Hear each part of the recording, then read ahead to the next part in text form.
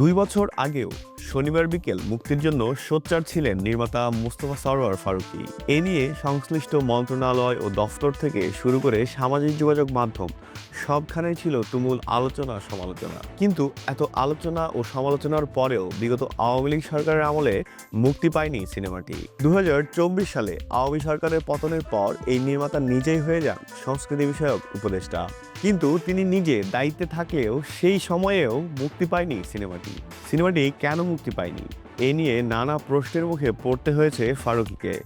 এসব প্রশ্নের উত্তর এবার এক ফেসবুক পোস্টে জানালেন তিনি। ফারুকী তার ফেসবুক স্ট্যাটাসে লিখেছেন, শনিবার বিকেল কেন মুক্তি দিচ্ছেন না? অনেকেই মাঝে মধ্যেই আমার উদ্দেশ্যে এই হাওয়াই প্রশ্ন ছুড়েছেন গত ১.৫ বছর। প্রশ্নের মধ্যে এমন একটা ভাব লুকাইয়া রাখা আছে, অ্যাজ ইফ আমি এখন উগ্রবাদ নিয়ে কথা বলতে ভয় পাই। বিষয়টি তেমন নয়। এই সময় ফারুকী পোস্টে জানান, তার সিনেমাটি দেশে মুক্তি না পেলেও ভারতীয় ওটিটি প্ল্যাটফর্ম সনি লিভে মুক্তি পায়।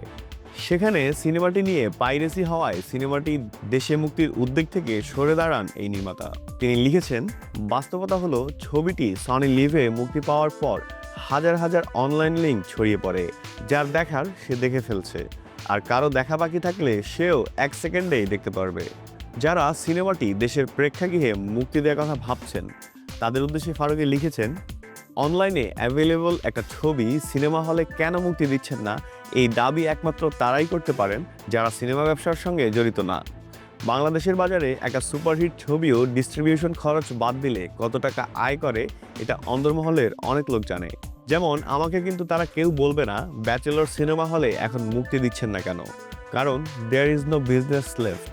ফারুকী আরও লিখেছেন, যারা কল্পনায় অনেক কিছু ভাবতে আনন্দ পাচ্ছেন তাদের উদ্দেশ্যে আমার ছোট্ট মন্তব্য, আমি আমার বানানো সকল ছবি ওন করি।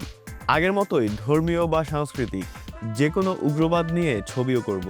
শিল্পীর ধর্মীয় উগ্রবাদ নিয়ে কথা বলতে যেমন সংকট থাকার কথা না, তেমনি চেতনার নামে শত শত মানুষ গুম খুনের বিরুদ্ধে কথা বলতেও সংকট থাকার কথা না। শেষে লেখাটি জগতের সকল প্রাণী সুখী হোক লিখে সমাপ্ত করেছেন এই নির্মাতা।